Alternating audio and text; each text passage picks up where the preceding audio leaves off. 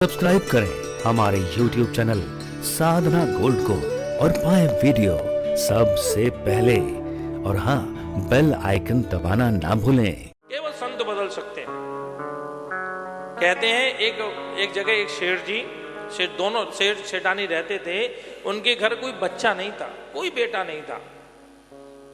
कहते नारद जी महाराज एक दिन वो साधु सेवा बहुत करते थे, बहुत साधु सेवा करते थे। बड़ी संतों के चरणों में प्रीति थी।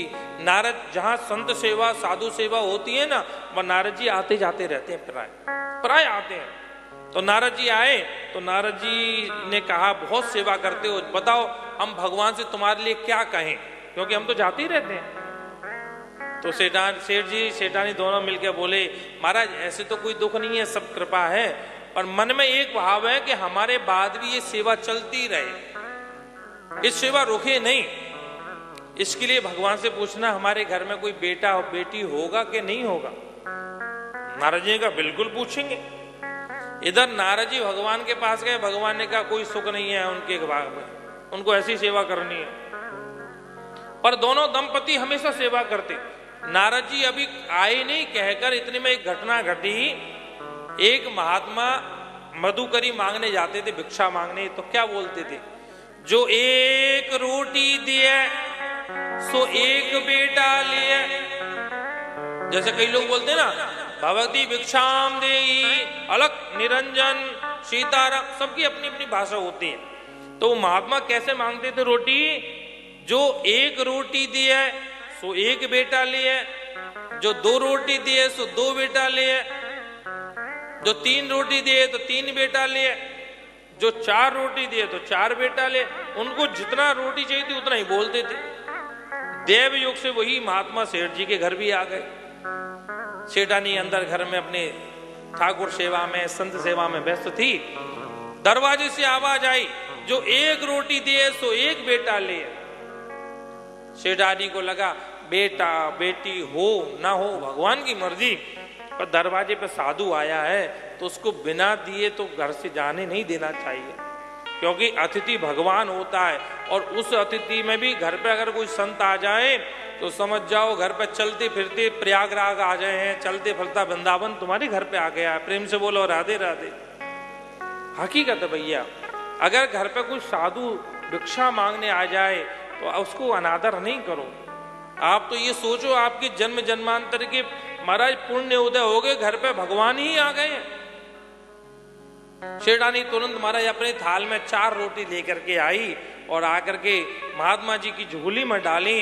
महात्मा जी ने कहा, देव पुत्री तूने चार रोटी दी है, जा तेरे चार बेटा होंगे। प्रेम से बोलो राधे राधे। और भगवान की ही कृपा से अभी तक नारद जी भगवान ने तो मना कर दिया था कि उसका कुछ नहीं होगा। नारद जी तो आए नहीं।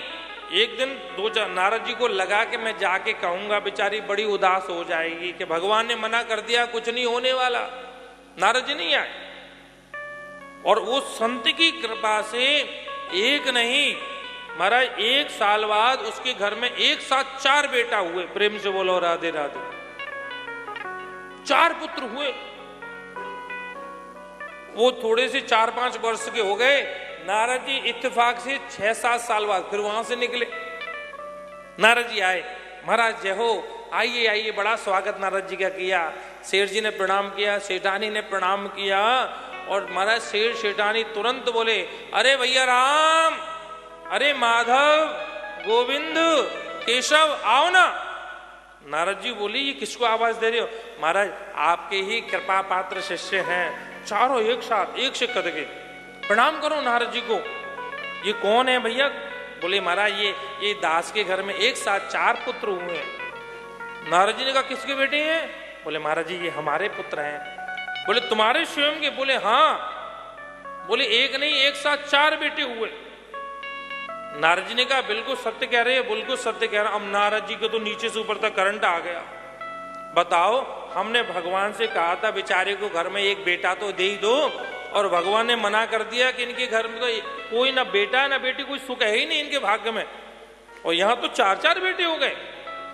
नारद जी महाराज तुरंत बोले, भैया अभी एक बात याद आई, अभी आता हूं। तुरंत बैकुंठ गए, भगवान जी जाकर बोले, प्रभु आपकी आदत बदलेगी नहीं। भगवान ने कहा क्या हुआ?